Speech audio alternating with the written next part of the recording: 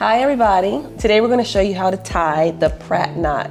And the Pratt tie is thinner than the Windsor tie. It goes great with all dress collars. So first thing you're going to do is drape the tie around her neck inside out so you see the lining. And we're going to make the narrow side very short. And we are going to cross it over. And then we're going to bring the long side through like so. And then we're going to bring the long side across through the back. And you've also created a loop here.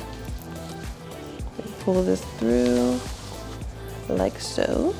Then we're going to just adjust it, make it pretty. And there you have it. That is the Pratt knot, a stylish look for any dress shirt.